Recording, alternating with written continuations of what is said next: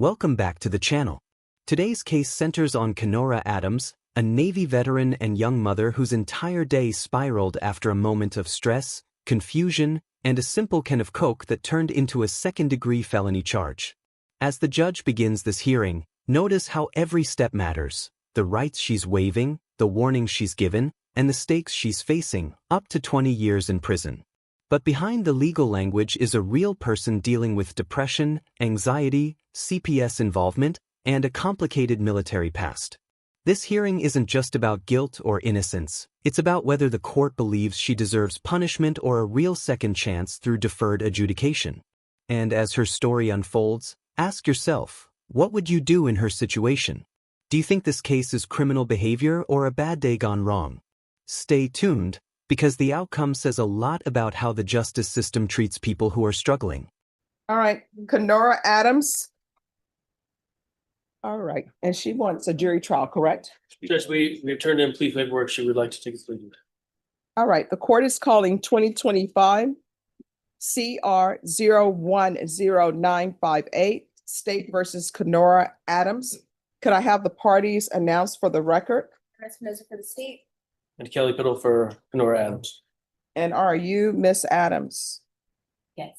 All right, you've previously been sworn in. And you were actually here on October 14th, 2025.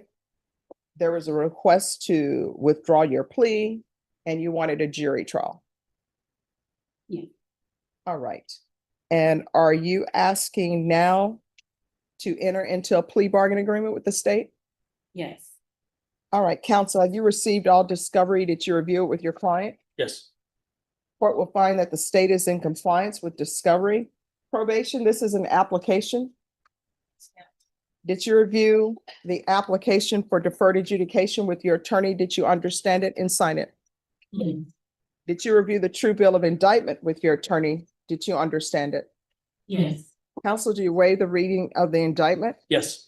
State, are you proceeding on the indictment as presented? Yes, Your Honor. Did you review the court admonishments with your attorney? Did you understand it and sign it in all the appropriate places? Yes. You're charged with the offense of robbery. That's a second-degree felony. The range of punishment is anywhere from 2 to 20 years in prison and up to a $10,000 fine. If you have a plea with the state, the court does not have to follow your plea. If for any reason the court does not follow your plea and gives you more than you bargained for, the fact that you entered a plea will not be used against you, and you will be allowed to withdraw your plea. Did you understand? You have a right to jury trial, a right for you or your attorney to cross-examine and confront any witnesses the state would call, and the right to remain silent. By entering this plea, you're giving up those rights. Did you intend to give up those rights and enter into a plea in this case? Yes. Counsel, has your client been able to provide you with any defenses? Yes. Do you believe she has a rational as well as a factual understanding of the charges against her? Yes. Do you believe she's currently competent and was legally sane at the time of the offense? Yes. Miss Adams, has anyone threatened you, coerced you, or placed you in fear to get you to enter this plea? No, ma'am. Anyone promise you anything other than the plea? No. Are you satisfied with the way you've been represented? Yes. If you're not a U.S. citizen, by entering this plea, you will be deported, denied naturalization, and reentry. Did you understand? Yes, ma'am. Did you understand if the court were to grant your application for deferred adjudication, if for any reason your deferred adjudication were revoked, the court could find you guilty and sentence you up to 20 years in the prison and up to a $10,000 fine? Yes, ma'am. Court will find that defendant has knowingly and voluntarily waived her right to jury trial. Did you review the plea bargain page with your attorney? Did you understand it? Yes, ma'am. All right, off the record for a moment. It says it's running concurrent with a PF case. Where is that? It's in County Court 2. Okay, and that's the correct cause number? Mhm. All right. All right. And while the state is reviewing that, did you review the plea bargain page? Yes, ma'am. Okay, according to the plea, punishment is to be assessed at a $1,000 fine. There's no application for community supervision. The state recommends deferred adjudication. This will run concurrent with 2025 PF 40428. Court is being informed by defense counsel. That's a county court cause number. Yes, Judge, and that is the pre-file, but the filed case number will be 2025 CC 014365. 365. Yes. Any objections to the court adding that to the paperwork? No. All right, so, and it's to run concurrent with 2025 CC 01435, which is also 2025 PF 40428. And the state will take in consideration 2025 CR 010957. Did you understand that to be the plea? Yes, ma'am. Defense is at the plea? Yes. State is at the plea? Yes, sir. Did you review the waiver of appeal paragraph with your attorney? Did you understand it and sign it in both places? Yes, ma'am. By signing that, you're waiving your right to appeal. The only items that can be appealed are written pretrial motions that have been filed, heard, and ruled upon by the court. Did you understand? Yes. Counsel, are there any such motions? No. Outside the agreement, the state is recommending that your community supervision be for a term of 5 years. There be a TAP evaluation, 150 hours of community service restitution, no contact with the complainant or 7-Eleven convenience stores, MIC evaluation, referral to Center for Healthcare Services, MRT, and anger management. Did you understand those were recommendations from the state and the court does not have to follow those recommendations? Yes. Then to the offenses charged, how do you plead? Guilty, not guilty, or no contest? No contest. State any evidence? Yes, Your Honor, state offers states exhibit 1 and all attachments. No objection. Did you contact the complainant? Yes, sir. All right, you may be excused. Did you review the waiver and stipulations with your attorney? Did you understand it and sign it in all the appropriate places? Yes. Again, did you understand you have a right to jury trial, a right for you or your attorney to cross-examine and confront any witnesses the state will call and the right to remain silent? Yes. Did you understand that today the state will be presenting evidence in the form of witnesses' statements, police reports, but most importantly, there will be no live testimony. Did you understand? Yes. Court will find that defendant has knowingly and voluntarily waived and consented to stipulation of testimony and stipulations. Court will accept into evidence states exhibits 1 and attachments, and the court will review the same. All right, after reviewing states exhibits 1 and attachments, the court will find there's sufficient evidence to find you guilty. Court will defer finding of guilt as you apply for deferred adjudication. Are you proceeding with sentencing? Yes, sir. Anything you wish to say on behalf of your client? Just asking for the word. All right, Ms. Adams, they're requesting a referral to Center for Healthcare Services. Have you ever been diagnosed in the past? I've been diagnosed with depression through the military Okay, and anxiety. And I just recently had a baby, so postpartum. okay. All right. So what branch did you serve in the military? Okay. I'm always wondering with the Navy, if you're on a submarine, I don't know if I'd be able to do that. So how long were you in the Navy? 7 years. Okay. And do you have family support here? No. Okay. Where is your family? Which state? Illinois. Do you want to transfer back to Illinois? Okay. No, if you want to transfer back to Illinois, we can do that. So are you 100% sure that's what you want to do? It's up in the air. I have a house in Texas that I'm still trying to be able to do. Okay. All right, so this is what we're going to do. Ms. Abrams, can you see if Veterans Treatment Court is down here? All right, so what we're going to do is we're going to get Veterans Treatment Court. Not necessarily going to place you in Veterans Treatment Court if you don't want it, but if for some reason you're not able to be accepted into that program, they'll be able to give you different type of programs for outreach. Is this an offense that qualifies? That's why I didn't, Oh, it did, I wasn't sure that, okay. they do a lot on case-by-case basis. Okay. All right. So do you have any help at home with the baby or anything? So I'm dealing with a CPS case that is permanent, to kind of mitigate some of the symptoms that I have, like with my anxiety and depression. I smoke marijuana. And so I kind of got into trouble with that because I ended up having my daughter at home 7 months ago, and they made me go to the hospital. One of the questions that they asked was because I smoked marijuana. I expressed it in this. I had been working on a medical marijuana card prior to me being arrested, but I did get my medical marijuana card, so that's why I wanted to make sure, like during the probation, would that be an issue? Because I do have my medical marijuana card. No, just make sure that you give that to your probation officer, so that won't be an issue, and your attorney can help you get that to him. All right. All right. So does she have any type of priors or no?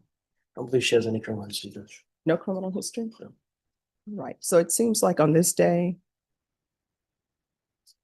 everything just converged. It was a bad day, Judge. She found out she had a warrant for an unrelated case Mhm. due to the leaving court early is my understanding. So she was having difficulty at that time. Which court was that? They said she left. 7 or 13. One of the two family violence courts. And she didn't have her wallet. She took a can of Coke. Her wallet was outside. So unfortunately, she took the can of Coke out and then she had the money to pay for it. And then that's what happened. Well, I was having a bad day. My bodysuit had broken. Officer Wilson, he's a nice officer, and he came and said, "Miss Adams, you can't walk around like that." He gave me the paperwork to go home. So after I went home, I didn't go home, I had to go sit at a McDonald's while I was with my spouse waiting because we only had one vehicle. After that, I walked over to the 7-Eleven to grab me a Coke. I realized I left my wallet. But before all of that happened, they called me and said I had a warrant out for my arrest because I only came in one court. Okay. And so I was stressed out that day. I'm like, man, I've been dealing with these bail bondsmen. I've been communicating with you guys. I got arrested when it was the other way around, but grabbed the Coke, me and him get into a physical altercation. He said, I was trying to steal the Coke. I explained to him, my wallet is at the McDonald's next door. Can I please grab it? He grabbed the Coke. I went back to McDonald's, grabbed my wallet, came back, tried to pay for the Coke. He told me to get the F out the door.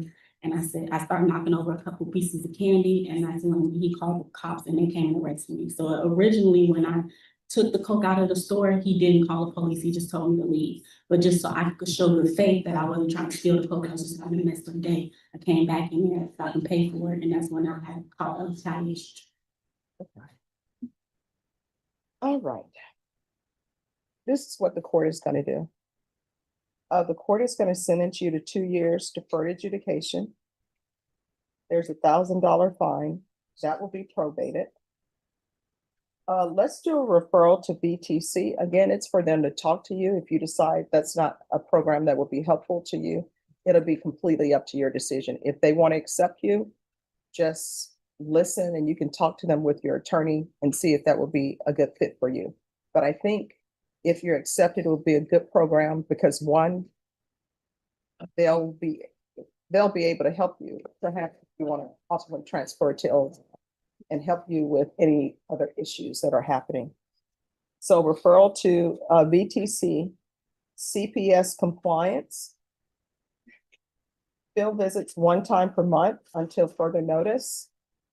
This is to run concurrent with 2025 PF 40428, which is also 2025 CC 014365. Taking into consideration 2025 CR 010957, 150 hours of community service restitution. I'm going to order parenting classes. Once parenting classes are completed, the community service hours will be deemed satisfied. If they're requiring you to do parenting classes on the CPS side, that will count for the parenting classes that I'm requesting. MIC evaluation out of custody.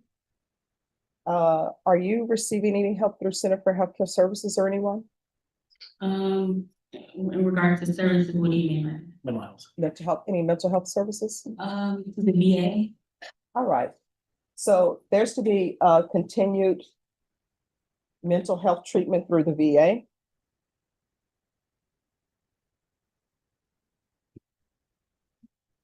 And I'm sorry, with the community service hours, once parenting classes are completed, 50 hours will be deemed satisfied. The remaining 100 hours will be deemed satisfied once anger management is completed.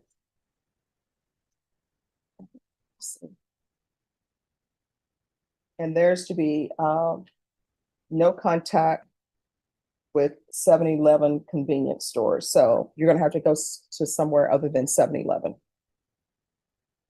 Probation, is there anything else? Um, I'm just asking him if there's anything else. Proof of employment within 60 days. No employment as a home health care provider or with minors. Is there anything else? And you did say regular court. Of course I did not. But I appreciate you covering for me. There should be regular reporting by Zoom or in person and regular random UAs, or she can do a patch. Your attorney will explain to you what the patch is. And she does have, she says, a marijuana card. So she'll be giving that to you. Is there anything else? Is there anything else you need from the court in order to be successful? can't think of anything at this time. All But I right, will say this, Judge. yes. While I have been on house arrest, some of the girls, while I was incarcerated, told me that you had a YouTube channel, so I got an opportunity to watch a couple of your videos. Okay. So, and I hope that means that this wasn't, I always tell people, court, yes, can be a scary place, but hopefully people will become educated about what happens in court, how to dress appropriately, how to respond appropriately. So you're currently on GPS? Yes. And is that through this court? Yes, Judge. All right, state, do you have any objection to removal of GPS? All right, and remove GPS. All right, did you review the document entitled Trial Court Certification of Defendant's Rights to Appeal with your attorney? Did you understand it and sign it? That's the thing. Yes. All right, because this is a plea bargain agreement, because I followed your plea bargain agreement, and because you waive your right to appeal, you do not have the court's permission to appeal. Do you understand? Yes. All right, we can go off the record. So here's the thing. In this court, to be successful on probation, communication is key. If there's an issue, call your probation, let them know about it. If you feel they're not addressing it, you can always come back here and address it with me, all right? All right, good luck. And somebody from Veterans Treatment Court will come down and speak with her. We're gonna go handle the county court too, and we'll be right back up. All right, thank you. Right here, just before the judge goes off the record, we reach the turning point. Ms. Adams avoids a felony conviction and instead receives deferred adjudication, something many defendants never get. The judge clearly recognizes her mental health challenges, military history, and CPS pressures, and chooses rehabilitation over harsh punishment. This is a powerful reminder that one bad moment doesn't always define a person's future. So what do you think? Did the court make the right call? Should mental health and military service influence sentencing?